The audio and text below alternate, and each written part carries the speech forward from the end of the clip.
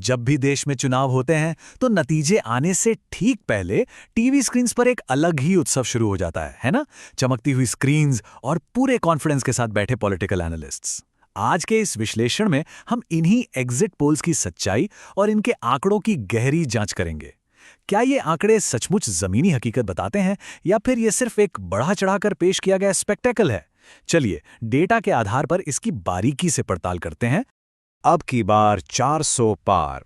ध्यान देने वाली बात यह है कि यह सिर्फ एक चुनावी स्लोगन नहीं था, ये टीवी स्टूडियो में बैठे पंडितों के बड़े और ड्रामेटिक दावों का प्रतीक बन गया। 2024 के लोकसभा चुनाव के दौरान पोलिंग एजेंसीज में जैसे इसे सच साबित करने की होड़ सी लग गई थी। एक ने तो लिटरली 401 का आंकड़ा तक दे दिया। इन दावों ने लोकतांत्रिक चुनाव को किसी हाई स्टेक्स आईपीएल मैच जैसा तमाशा बना दिया। लेकिन जब असली नतीजे आए तो सबने देखा कि हकीकत इन हवाई दावों से कितनी दूर थी। तो आज की इस चर्चा का एजेंडा बिल्कुल क्लियर है। हम देखेंगे एग्जिट पोल का तमाशा, इनकी विफलताओं का इतिहास, सत्ता पक्ष की ओर इनका झुकाव, इनका त्रुटिपूर्ण विज्ञान और अंत में समझेंगे कि जमीनी हकीकत की जांच आखिर कैसे की जाए। तो चलिए शुरू करते हैं पहले पॉइंट से, द एग्जिट पोल स्पेक्टिकल। आजकल चुनावी भविष्यवाणियों को बिल्कुल किसी रोमांचक T20 मैच की तरह देखा और कंज्यूम किया जाता है। मान लीजिए कि इनका एंटरटेनमेंट वैल्यू तो बहुत हाई होता है, लेकिन असली दिक्कत यह है कि इनके पीछे किसी ठोस साइंटिफिक बैकिंग की भारी कमी होती है। इसे पिसिफोलॉजी का नाम देकर एक स्ट्रिक्ट साइंस की तरह पेश जरूर किया जाता है, पर हकीकत यह है कि अक्सर ये भविष्यवाणियां एजुकेटेड गेस और प्रोबेबिलिटी पर चलती हैं, और जब मुकाबला कांटे का होता है ना, तब ये साइंटिफिक मॉडल्स बुरी तरह फेल हो जाते हैं। तो यहीं पर एक बेहद अहम सवाल उठता है, क्या स्टूडियो में दिखाए जाने वाले ये विशाल आंकड़े सचमुच जमीनी रुझानों को दर्शाते हैं या फिर ये किसी सोचे समझे पॉलिटिकल नैरेटिव का हिस्सा भर हैं? आइए बढ़ते हैं दूसरे हिस्से की तरफ, अ हिस्ट्री ऑफ फेलियर्स।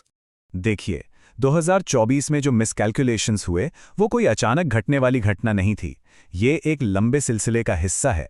2015 के बिहार चुनाव से शुरू करें तो उसके बाद 2017 के यूपी और पंजाब चुनाव, 2021 का बंगाल चुनाव और अब 2024 का लोकसभा। इन सभी में एक बात बिल्कुल कॉमन थी, एग्जिट पोल्स जमीनी हकीकत को पढ़ने में पूरी तरह से नाकाम रहे। इस टेबल में आंकड़ों के अंतर को देखिए, ये सच में हैरान करने वाला है। बिहार 2015 में एनडीए को 144 सीट्स मिलने की भविष्यवाणी की गई थी, लेकिन असली आंकड़ा आया सिर्फ 58 का। दिल्ली की बात करें तो वहां आम आदमी पार्टी को 32 से 53 सीट्स दी जा रही थी, पर नतीजा आया 67 सीट्स का। वहीं यूपी में बीजेपी को ज्यादा से ज्यादा 210 सीट्स तक का अनुमान था, लेकिन एक्चुअल सीट्स 312 तक पहुंच गईं। ये क्लियरली दिखाता है कि स्टूडियो के एक्सपर्ट्स का जमीन से कितना बड़ा डिस्कनेक्ट हो सकता है। और ये डिस्कनेक्ट सबसे ज्यादा ओपनली 2021 के बंगाल चुनाव में दिखा। एक जानी मानी पोलिंग एजेंसी ने बीजेपी को लगभग 160 सीट्स देकर वहां सरकार बनती हुई दिखाई थी, लेकिन फाइनल काउंटिंग वाले दिन असली आंकड़ा 77 पर आकर सिमट गया। किसी ने भी अपने अनुमान में इतनी बड़ी गिरावट की गुंजाइश नहीं रखी थी। तो क्या ये बस एक चूक थी या आंकड़ों को किसी खास दिशा में मोड़ जाने का कोई प्रेशर था? अब आते हैं तीसरे हिस्से पर, द प्रो एस्टैब्लिशमेंट बायस। एक सवाल जो हर डेटा एनालिस्ट के दिमाग में आना चाहिए वो ये है कि अगर एग्जिट पोल्स प्योर साइंस हैं तो स्टैटिस्टिकल मार्जिन ऑफ एरर हमेशा रूलिंग पार्टी या एस्टैब्लिशमेंट के पक्ष में ही क्यों दिखाई देता है? अगर ये सिर्फ एक रैंडम मैथमेटिकल एरर है तो आंकड़े कभी विपक्ष की तरफ भी तो झुकने चाहिए थे ना। लेकिन अक्सर एरर मार्जिन वाली एक्स्ट्रा सीट्स एस्टैब्लिशमेंट के खाते में ही चली जाती हैं। इस लगातार बायस को आलोचक एक खास शब्द देते हैं, हवा बनाना, यानी एटमॉस्फेयर मैन्युफैक्चर करना।